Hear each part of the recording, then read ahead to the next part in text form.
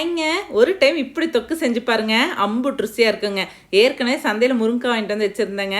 Friend அவங்க வீட்டில் காய் விட்டதா ரொம்ப டேஸ்டியாக இருக்குங்கக்கா, இதே சேர்த்து போட்டு தொக்கு செய்யுன்னு சொல்லி கொண்டு வந்து தந்துட்டா அப்படிங்க. சரின்னு எல்லா முருங்கைக்காயும் போட்டு தொக்கு செஞ்சாச்சுங்க. பிஞ்சு காயில் சாம்பார் பொரியல் போட்டுக்கலாம் எடுத்து தனியாக வச்சுட்டேங்க. பெரிய காய் மட்டும் பெருசு பெருசாக வெட்டி இட்லி பாத்திரத்தில் ஒரு 15 நிமிஷம் வேக வச்சு வச்சுக்கோங்க, இருக்கட்டும்ங்க. வேகறக்குள்ளே கடுகு வெந்தயத்தை தனியாக வறுத்து பொடி பண்ணி வச்சுக்கலாங்க, அது இருக்கட்டும்ங்க. நல்ல வெந்த முருங்கைக்காய் பார்த்தீங்கன்னா சதப்பு மட்டும் எடுத்து மிக்சியில் ஒன்றும் பாதியமாக அரைச்சி எடுத்துக்கோங்க. உங்களுக்கு நைஸாக வேணாலும் நைஸாக அரைச்சிக்கோங்க. இன்றைக்கி ஒன்றும் பாதியாக தான் அரைச்சிருக்கேங்க.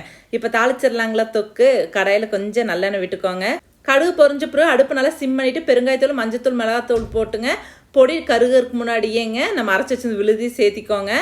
எல்லாம் ஒன்று சேர்ந்து நல்லா வணங்கின பிறகு அது ஒரு பெரிய நெல்லிக்காய் சைஸ் புளி கரைச்சி சேர்த்திக்கோங்க.